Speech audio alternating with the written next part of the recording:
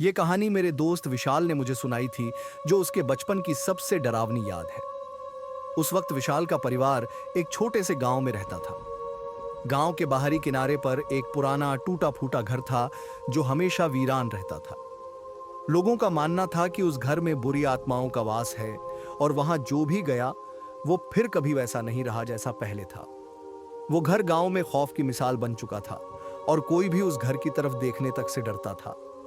यहां तक कि दिन के उजाले में भी उस घर के पास से गुजरते वक्त लोग अपने कदम तेज कर लेते थे, मानो कोई अदृश्य ताकत उनका पीछा कर रही हो। विशाल और उसके दोस्तों को हमेशा से इस घर को लेकर जिज्ञासा थी। उन्होंने गांव के बड़े बुजुर्गों से इसके बारे में कहानियां सुनी थीं कि वहां रात में अजीब अजीब आवाजें आती हैं, जैसे किसी की सिसकियां या जोर जोर से हंसने की आवाजें। ये सब सुनकर विशाल और उसके दोस्तों ने एक रात उस घर की सच्चाई जानने का फैसला किया। रात का वक्त था, चारों ओर सन्नाटा पसरा हुआ था, और विशाल और उसके तीन दोस्त चुपके से अपने अपने घरों से बाहर निकले। आधी रात के अंधेरे में वो लोग उस खौफनाक घर की तरफ बढ़े। जैसे ही वो घर के पास पहुंचे, हवा एकदम ठंडी हो गई और अजीब सी सड़न की गंध उनके नाकों में घुस गई। विशाल को एक अजीब सी बेचैनी महसूस हुई, लेकिन उसने अपने दोस्तों की तरफ देखा और हिम्मत करके आगे बढ़ा। दरवाजे पर पहुंचते ही उसने हाथ बढ़ाया और धीरे धीरे दरवाजे को धक्का दिया। दरवाजा इतनी जोर से चरमरा उठा कि ऐसा लगा जैसे उसने बरसों से किसी को अंदर नहीं आने दिया हो। घर के अंदर घुसते ही उन्हें अजीब सी ठंड महसूस होने लगी, जो उनकी हड्डियों तक पहुंच रही थी। घर के अंदर की दीवारों पर अजीब और गरीब निशान बने हुए थे, जैसे किसी ने अपने नाखूनों से उन्हें खरोंचा हो।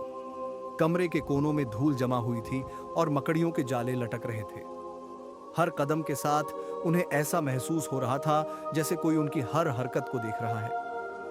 जैसे ही उन्होंने घर के अंदर कदम बढ़ाए, उन्होंने देखा कि एक कमरे के अंदर एक टूटी हुई कुर्सी पड़ी थी और एक पुराना आईना दीवार पर टंगा हुआ था। कमरे में अंधेरा था, लेकिन उनके टॉर्च की रोशनी से आईने का एक हिस्सा चमक उठा। विशाल को ऐसा लगा कि आईने में कोई अजीब सी परछाई दिख रही है, जो उसकी ओर घूर रही है। उसने ध्यान से देखा तो पाया कि आईने में उसका ही चेहरा था, लेकिन उस चेहरे पर अजीब सी भयानक मुस्कान थी और आंखों से खून जैसा कुछ बह रहा था। अचानक कमरे में अजीब सी हंसी गूंजने लगी, जो धीरे धीरे तेज होती गई। ऐसा लग रहा था मानो किसी औरत की डरावनी हंसी हो। विशाल और उसके दोस्तों का डर अब सिर चढ़ने लगा था, लेकिन उन्होंने खुद को संभाला और घर का और अंदरूनी हिस्सा देखने का फैसला किया। वे एक एक करके अगले कमरे में पहुंचे, जहां की दीवारों पर लाल रंग के निशान बने हुए थे, मानो किसी ने ताजे खून से कुछ लिखा हो। एक कागज का टुकड़ा भी वहां पड़ा था, जिस पर अजीब अक्षरों में कुछ लिखा हुआ था। विशाल ने उसे पढ़ने की कोशिश की, लेकिन वो अक्षर समझ नहीं आ रहे थे, जैसे कोई गूढ़ मंत्र हो। तभी विशाल के दोस्त ने उसके कंधे पर हाथ रखा और डरते डरते कहा, हमें यहां से चलना चाहिए, ये जगह ठीक नहीं लगती। लेकिन विशाल ने जिद की कि जब तक वो इस घर की पूरी सच्चाई न जान लें, वो नहीं जाएंगे।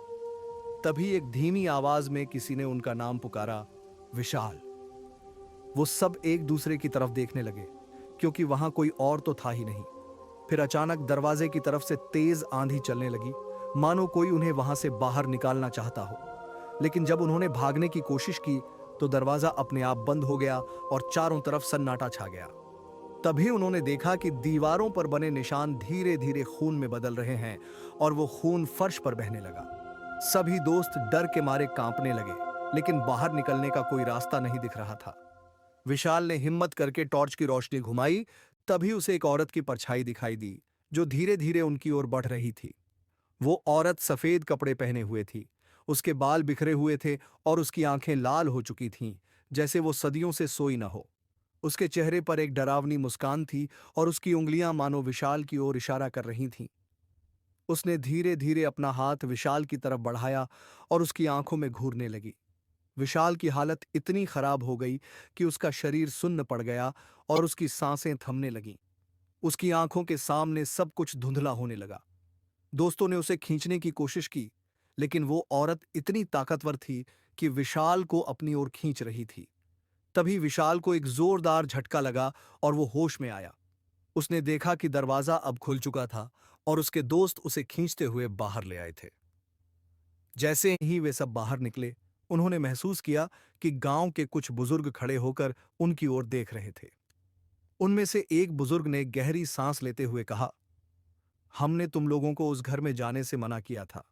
वो घर शापित है और जो भी उसमें जाता है उसकी आत्मा का एक हिस्सा हमेशा के लिए वहीं रह जाता है।